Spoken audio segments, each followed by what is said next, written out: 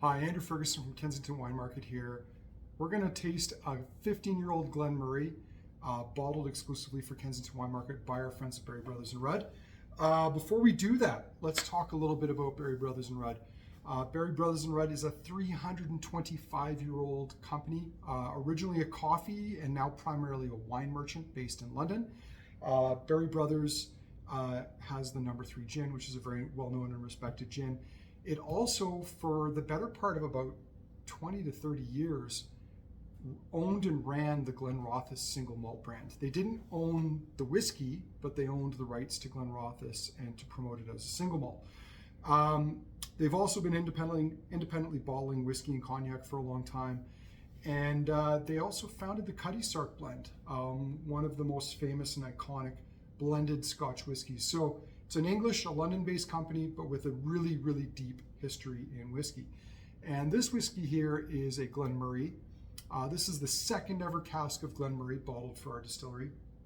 The last one was a Cadenhead for our 25th anniversary way back in 2017. It was a 25-year-old, originally distilled in 1992.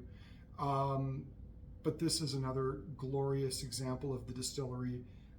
Classic example too, because you've got American oak only, no wine casks. I've had some great wine casks from Glen Moray.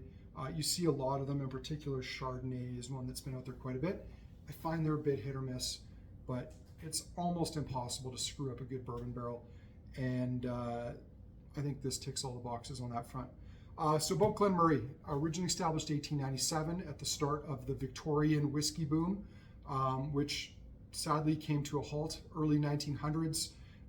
You saw a lot of distilleries opening in the last few years of the 19th century. Distilleries like Benriach. Balvenie was a little earlier than that, I think 1892. But there was a lot of them. Many of the distilleries you know and love today were founded in the late 1800s, and a lot of them closed in the early 1900s because the industry really fell on hard times. Glen Moray lasted a little longer, lasted until 1910, but eventually got going again. Was bought by Glenmorangie for a while and owned by them for quite some time, right really until the 21st century. Where are we? Glen Moray and Glenmorangie more broadly was acquired by Moët Hennessy, Louis Vuitton, the world's largest luxury goods company. And while the other two whiskeys in their stable, Glenmorangie and Ardbeg, had a premium reputation to them, Glen Moray didn't. It was a bit of a discount grocery store, supermarket brand. Now, don't take the assumption there that this means it was a low quality whiskey. It certainly was not. It's just that a lot of the bottlings were low ABV, probably not a ton of care put into them for the longest time. And this is no different than Loch Lomond in the 2000s. I mean, Loch Lomond was not highly regarded. It didn't mean they didn't have some great whiskeys in their warehouses. It just was not a priority to promote and create, a classic quality brand around the distillery. Well, this relationship lasted until 2008 when LVMH decided to unload Glen Moray because they thought it was taking away from Glenmorangie and Ardbeg, and they wanted to focus on those brands. So it was taken over by La Martiniquaise. And they've done a pretty good job of bringing the brand up, revitalizing it. They've started putting more of the whiskey into better quality American oak casks, from what I understand. It's a distillery we don't see a lot of other than independent bottlings because, at least in Alberta, I believe it is an exclusive to Liquor Depot, and that's fine. We've got lots of other whiskeys to sell, and it gives us a chance to hunt for great single casks of Glen Moray. One interesting note I came about on this that I didn't know, well, there's a couple. It had its own maltings, a Saladin box maltings from 1958 to 1978. But the distillery, which is now surrounded by the city of Elgin, was at one point on the outskirts of Elgin.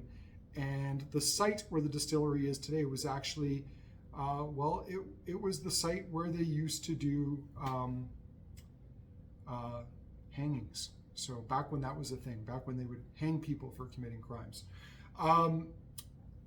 Though the distillery didn't open until 1897, there's a brewery on there that dates back to, I believe, 1828. So the site has been used to make spirits or drinks for quite some time, almost 200 years now, which is impressive. Let's give this whiskey a pour, and we'll start tasting it, because that's why you're all really here. There we are. So this is a cask of Glen Moray that we selected relatively recently, and the reason I know this is it's got a much more recent skew than two of the other casks we had come in, which we'd selected quite a bit longer ago. In fact, about a year and a half ago. They've all come at once, so we're trying to juggle that all right now. But this 2007 15-year-old Glen Moray is from ex-bourbon. Whether it's first fill or refill, I can't say for sure. If I were betting, I would say there's a good chance it's probably refill. Just looking at the color, it's quite pale. You might expect to get a bit more color from the whiskey after 15 years of age in a fresh bourbon barrel. And we are at cask strength here. We're at 53.6%. So that's a possibility there. Also, just based on the nose, there's a nice oak presence there, but it's not over the top. It's not overwhelming. It's quite balanced. So giving it a nose, very creamy and floral. I remember I tasted this one actually when I was in Scotland. I was trying to get caught up, and on one of my quiet nights, I had a few samples with me. I brought them with me on my trip. And I don't know if it was making me long for things back home, but it reminded me a bit of Quaker's Harvest Crunch, where you've got the nice granola, maybe some little bits of dried apple in there as well too. Oats, I don't know if oats are a thing in granola. Really should know that. But also, you know, it made me think about things that are a bit more British, like scones and clotted cream and marmalade. All those sort of aromas coming off the nose on me. And very approachable. It's not rough, it's not sharp at cask strength. In fact, if anything, I find it's surprisingly light and delicate. I'm not even getting like a heat prickle from it on the nose. So it's oxidized very nicely over time. I think it's become very fruity. And we're gonna get to the palate now, which for me starts to get really, really juicy. On the palate, wow. It's toasty, it's floral, it's spicy, and then those fruits start to come in. Getting some like buttered toast, so maybe slightly browned bread with melted butter on it, or maybe more congealed. Maybe you toasted the bread, it wasn't still warm, so when you spread the butter on it, it didn't fully melt in. But I'm getting that kind of like congealed butter on toast sort of tone.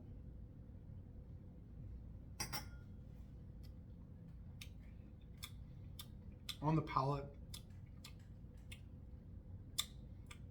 wine gums, apricot, melons, some dried fruits too, like dried cranberry, maybe some raisin. It's toasty, it's spicy. That granola malty presence is really still there too, adds a little bit of sweetness.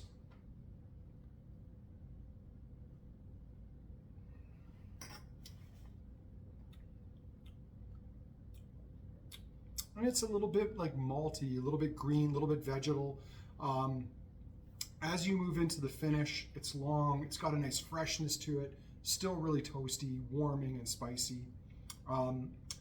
Vanilla and some of those lighter fruits like melon and orange coming through on the finish for me. Now, I suppose I could try adding a drop of water to this. This is not something that I do often, but nothing wrong technically with adding water. It will change the whiskey. I know some people like to promote the idea it opens it up. I prefer to think of it as it's changing the whiskey. There is a chemical reaction that happens. It releases heat, breaks some bonds, but you're going to get a different experience from it, and that difference could be a little bit or a lot, but really it's personal preference whether you prefer one or the other. So on the nose now, I find that's a little muted. It's more creamy, some fruit tones still there. And on the palate, you know, it hasn't changed that much, but it's really highlighted the fruit. There's some both sweet and tart fruits in there, melons, citrus, a bit of grapefruit, dried apple again, dried cranberry as well. It does fairly well with water, and That's not something you hear me say all that often. Anyway, that is the Berry Brothers and Rudd 2007 Glen Moray Kensington Wine Market cask. It has just arrived in our shop. You're probably one of the first people to taste it. I hope you enjoy it. And if you just stumbled across this video on YouTube and you're wondering, how do I get this? Go to kensingtonwinemarket.com. We sell both full-size bottles of the whiskey, but you can also buy single serving 25 ml samples to do virtual tastings such as this. So hope you enjoyed it. Cheers. Slanch.